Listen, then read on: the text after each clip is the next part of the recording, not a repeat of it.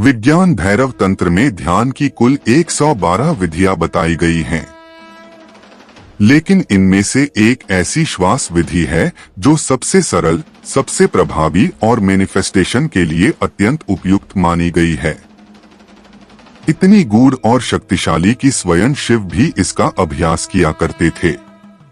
आज मैं आपको विज्ञान भैरव तंत्र की एक ऐसी रहस्यमयी सांस विधि के बारे में बताने जा रहा हूं, जिसे शिव ने स्वयं भैरवी स्थिति कहा है।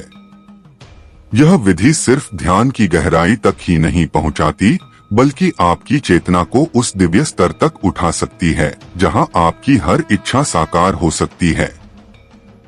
शिव कहते हैं, श्वास श्वासयोगे गति विरोधे स्वंतर भैरवी स्थिति, अर्थात श्वास और प्रश्वास के बीच जो सूक्ष्म विराम होता है वही भैरवी स्थिति है। वहीं पर वह दिव्यता प्रकट होती है जो हमें शिवत्व की ओर ले जाती है। जब हम सांस लेते हैं श्वास और जब छोड़ते हैं प्रश्वास, तो इन दोनों के बीच एक बेहद सूक्ष्म रुकावट होती है। यही वो क्षण है जहां हम भैरवी स्थिति का अनुभव कर सकते हैं, एक गहन, दिव्य और अतीन्द्रिय अवस्था। तो बने रहिए मेरे साथ इस वीडियो के अंत तक, क्योंकि आज मैं आपके साथ साझा करने वाला हूं 3 स्टेप ब्रीदिंग की वो गुप्त और प्राचीन विद्या जो आपके भीतर देवत्व को प्रकट कर सकती है। जीवन और श्वास को अक्सर एक ही माना गया है, क्योंकि श्वास जीवन के साथ आती है और मृत्यु के साथ चली जाती है। यही सांसें हैं जो चेतना और जीवन को विभिन्न रूपों में ढालती हैं, चाहे वह पशु हो, मानव हो या देवता। जब सांसों में परिवर्तन आता है तो उसके साथ जीवन की दिशा और व्यक्ति की चेतना भी बदल जाती है। जहां भारी और निम्न स्तर की सांसें व्यक्ति को जड़ और बोझिल बना देती हैं, वहीं हल्की, उच्च स्तर की सांसें उसके भीतर दिव्यता का संचार कर देती हैं। सांसें जितनी धीमी, गहरी और सजग होती हैं, जीवन उतना ही शांत, संतुलित और जागृत होता है। मानव इन दोनों अवस्थाओं के मध्य खड़ा होता है। यदि वह अपनी सांसों को और नीचे गिरा दे तो उसका जीवन नर्क के समान हो जाता है और वह अगले जन्म में भी निम्न गति को प्राप्त करता है। लेकिन यदि वह सांसों को ऊंचा उठा ले तो उसकी चेतना देवतुल्य हो जाती है। और यही वह स्थिति है जहां मैनिफेस्टेशन अर्थात अपने विचारों को इस भौतिक संसार में साकार करने की शक्ति जन्म लेती है। अब प्रश्न उठता है, ऐसा कौन सा उपाय है, कौन सी साधना है जो हमें इस उच्च स्थिति तक पहुंचा सकती है? विज्ञान भैरव तंत्र में शिव 111 सांसों की एक रहस्यमयी विधि का उल्लेख करते हैं, जिसे सोहम विद्या कहा जाता है। यह सांसों की एक विशिष्ट लय, एक सूक्ष्म तरंग पर आधारित ध्यान विधि है। इसका अभ्यास यदि प्रतिदिन मात्र 111 बार किया जाए तो कुछ ही दिनों में साधक की चेतना में अद्भुत परिवर्तन आता है। यह मन को स्थिर करता है, विचारों को निर्मल करता है और साधक को आत्मिक उन्नति की ओर ले जाता है। सोहम यह कोई शब्द नहीं, बल्कि ब्रह्मा की ध्वनि है। श्वास के साथ सो और प्रश्वास के साथ हम की अनुभूति कराना ही इस विद्या का मूल है। यह वह तंत्र है जो केवल जानने योग्य नहीं, बल्कि अनुभव करने योग्य है। और एक बार जिसने इसे अनुभव कर लिया, वह जान गया कि वास्तव में दिव्यता क्या है। जाहिर सी बात है कि इस बढ़ी हुई चेतना से कोई भी व्यक्ति कुछ भी प्राप्त कर सकता है। सोहम विद्या का प्राचीन इतिहास लगभग 3500 से 4000 वर्ष पुराना माना जाता है, जिसका उल्लेख हमारे हिंदू पौराणिक ग्रंथों, विशेष रूप से वेदों और उपनिषदों में मिलता है। अद्वैत वेदांत में कहा गया है, अहम ब्रह्मास्मि, अर्थात मैं ब्रह्मा हूँ, यानी व्यक्ति की आत्मा और सर्वव्यापी चेतना वास्तव में एक ही हैं। और इस सत्य को अनुभव करने की सबसे सरल और प्रभावशाली प्रक्रिया का नाम है सोहम विद्या। भगवद गीता में कहा गया है, जातस्य हि ध्रुवो मृत्यु ध्रुवं जन्म मृतस्य च तस्मात् परिहार्यर्थे न त्वं शोचितुमर्हसि। अर्थात जो जन्म लेता है उसकी मृत्यु निश्चित है और जो मरता है उसका पुनर्जन्म भी तय है।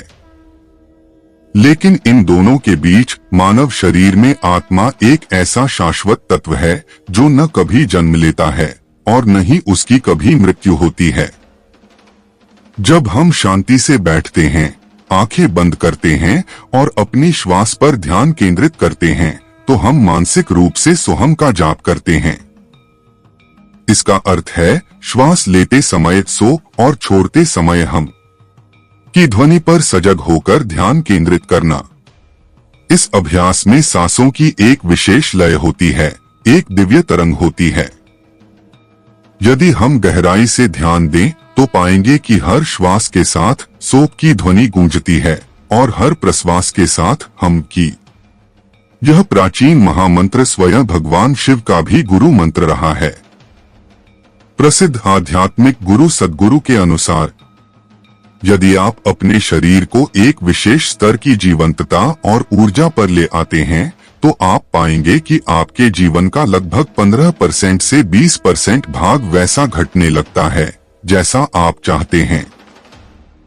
यदि आप अपने मन को सजगता और तीव्रता की एक उच्च स्थिति पर ले आते हैं तो यह 50% से 60% तक बढ़ जाता है।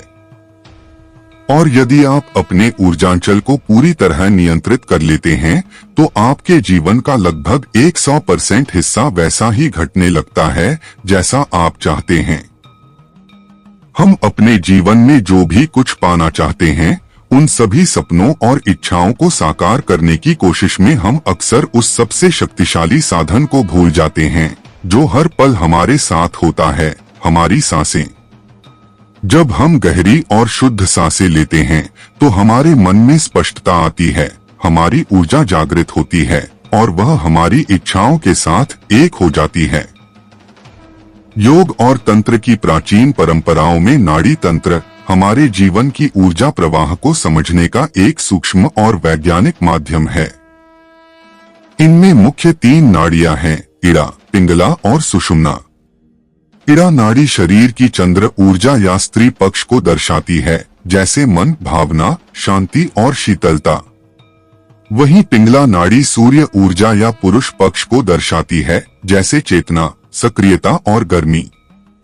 जब इड़ा और पिंगला नाड़ियां संतुलित होकर सुषुम्ना में प्रवेश करती हैं, तभी साधक की चेतना मध्य मार्ग में स्थिर होती है और वहीं से मुक्ति संभव होती है। यही वह स्थिति है जहां मैनिफेस्टेशन अर्थात संकल्प की सिद्धि घटित होती है। इड़ा और पिंगला को सुषुम्ना में स्थिर करने की एक विशेष विधि है जिसे कहते हैं 3 स्टेप ब्रीदिंग या 111 सांसों की विद्या। हम एक उदाहरण से समझते हैं।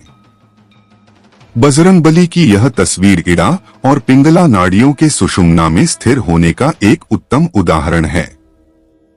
जैसे भगवान राम का इस तस्वीर के ठीक दाईं ओर होना पिंगला नाड़ी का प्रतिनिधित्व करता है, जो हमारे भीतर चेतना और पुरुषार्थ को जागृत करता है। वहीं सीता माता का बाईं ओर होना इड़ा नाड़ी का प्रतीक है, जो मन, बुद्धि और शरीर जैसे प्राकृतिक गुणों का प्रतिनिधित्व करता है।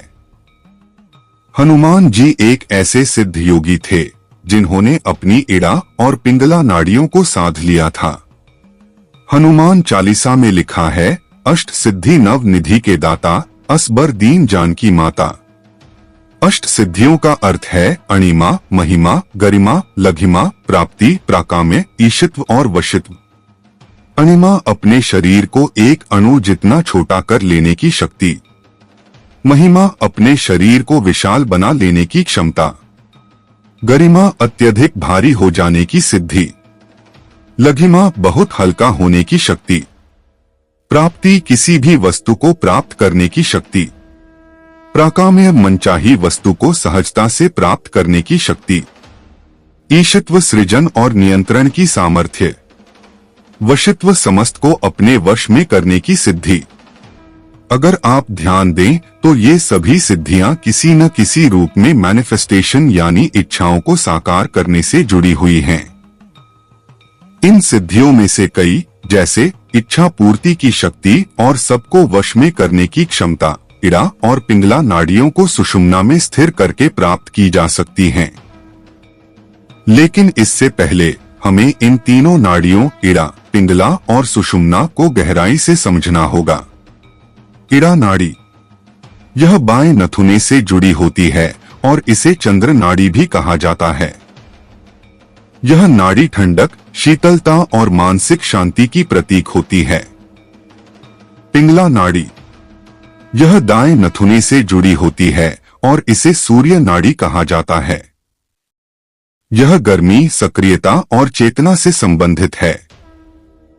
सुषुम्ना नाड़ी, यह रीढ़ की हड्डी के बीचों बीच स्थित होती है और योग तथा कुंडलिनी जागरण सुषुम्ना को सक्रिय करने का सबसे सरल उपाय है नाभि तक श्वास भरना। जब सांसें नाभि तक जाती हैं, तब वे मूलाधार, स्वाधिष्ठान, मणिपुर, अनाहत, विशुद्धि, आज्ञा और सहस्त्रार, इन सातों चक्रों को ऊर्जा प्रदान करती हैं। इन्हीं सांसों में समाई होती है प्राण ऊर्जा। जब सांसें सथी होती हैं और नाभि तक नहीं पहुंचती, तो ये ऊर्जा उत्पन्न नहीं हो पाती और चक्र निष्क्रिय रह जाते हैं। 111 सांसों का रहस्य। यह एक ऐसी तकनीक है जो गहरी सांसों के माध्यम से इन 7 चक्रों को जागृत करती है। प्रथम चरण, पीठ के बल लेट जाएं। अपनी नाभि पर एक भारी किताब रखें। हाथ सिर के पीछे रख लें। श्वास लेते समय किताब को ऊपर उठाएं। ध्यान रहे आपकी छाती हिले नहीं। किताब का ऊपर नीचे होना साफ दिखना चाहिए। प्रतिदिन 10 मिनट अभ्यास करें और धीरे धीरे इसे बढ़ाकर 30 मिनट तक करें। दूसरा चरण, अब बैठकर इस प्रक्रिया को दोहराएं। पीठ को दीवार से न सटाएं। हाथों को सिर के ऊपर उठाएं और श्वास लें। श्वास छोड़ते हुए हाथ नीचे लाएं। यह अभ्यास तब तक करें जब तक यह स्वाभाविक न हो जाए।